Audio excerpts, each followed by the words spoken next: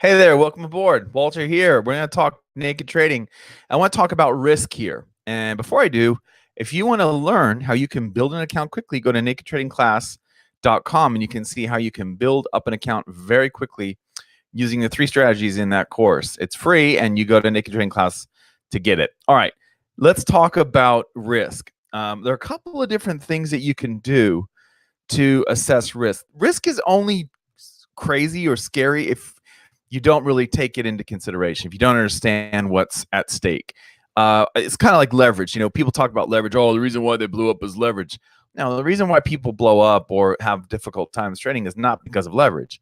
It's because of the misuse of leverage. It's like same thing with risk. Oh, that's too risky. Trading currencies is too risky. No, it's not that currency trading is risky. It's that people don't understand the risk involved. For example, one big one is your broker.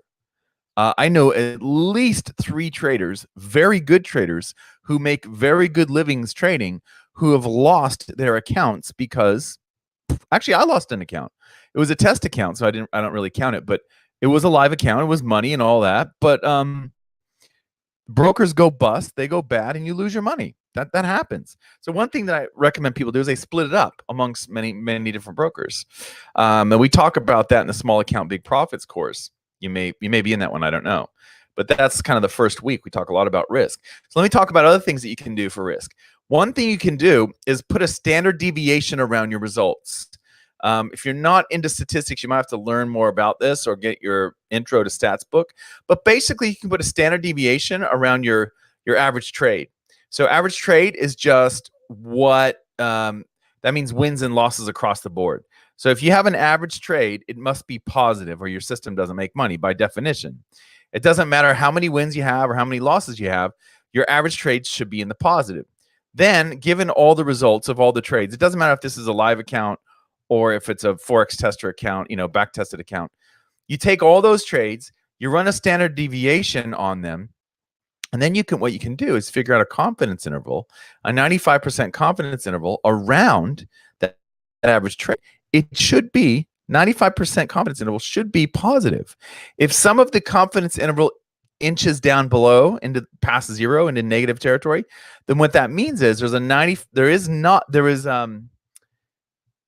a chance that your strategy won't make money. So you want it to be well above the Mason-Dixon line, the 0 line, because if it's not above the 0 line, then you can't say with 95% confidence that the average trade with this strategy is going to make between $150 and $590 or whatever it is. One thing that you'll find is if you do not take a lot of trades with different results, in other words, you don't use a trailing exit, you just have like either I'm going to lose 1R or I'm going to make 5R. If you have that kind of strategy, that will reduce your standard deviation.